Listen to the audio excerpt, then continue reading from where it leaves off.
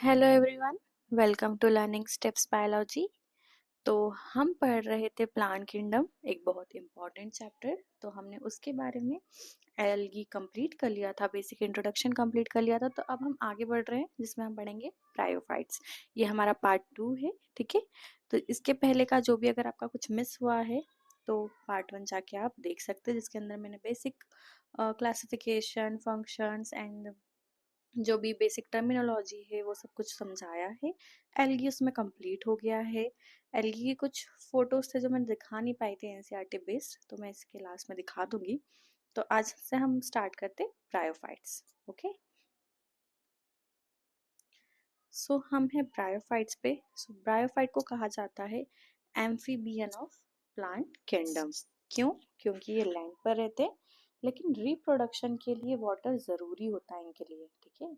ये मॉइस्ट और shady place में ग्रो करते हैं। इनमें ट्रू रूट सिस्टम और लीव्स नहीं होते। इनका डोमिनेंट स्टेज जो होता है वो होता है गैमेटोफाइट, यानी ये अभी भी प्रिमिटिव प्लांट्स हैं।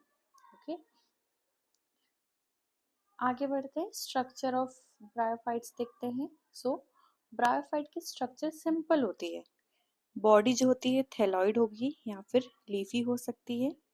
ये सबस्ट्रेटम से अटैच होते हैं राइजोइड द्वारा, मीन्स राइजोइड और से अटैच होंगे।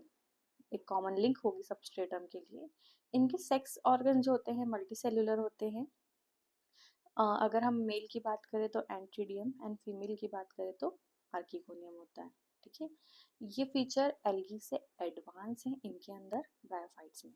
एल्गी में हमको मेल एंड फीमेल ऑर्गन्स अलग अलग नहीं मिले थे, बट यहाँ पर सेक्स ऑर्गन हमें अलग से मिले हैं।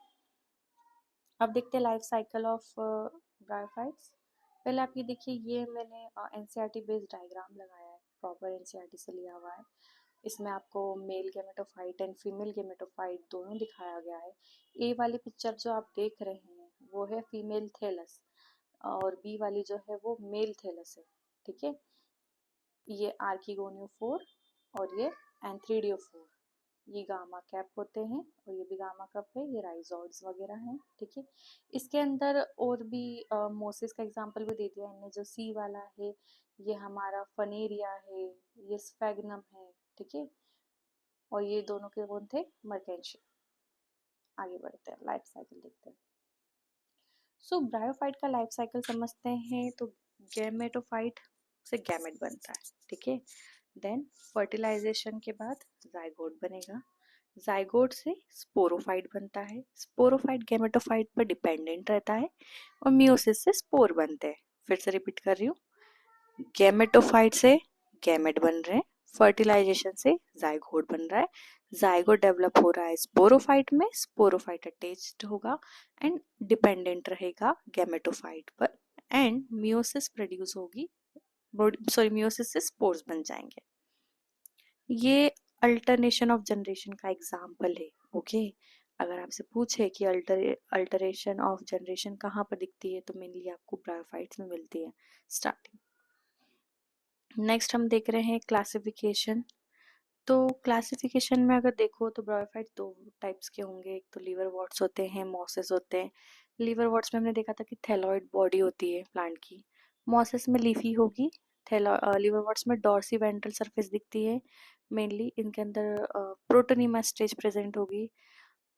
लीवर वॉर्ट्स में असेक्सुअल रिप्रोडक्शन होगा गेमी के थ्रू, ओके। इसका एग्जांपल मर्केंशिया, हमने इसकी फोटो देख चुके हैं पहले, जिसमें मैंने आपको बताया था एंड्रोशियम गाइनोशियम वाले थिंग्स।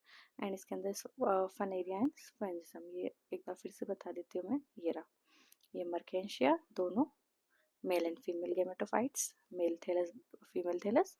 ये हमारा Funaria gametophyte and sporophyte, and ये जो है हमारा स्फेगनम है, ठीक है।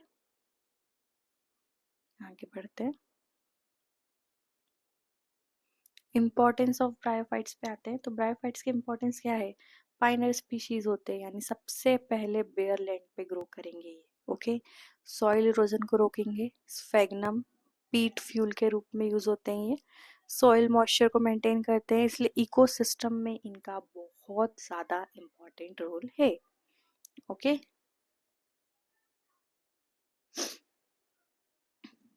नेक्स्ट टेरिडोफाइट्स है।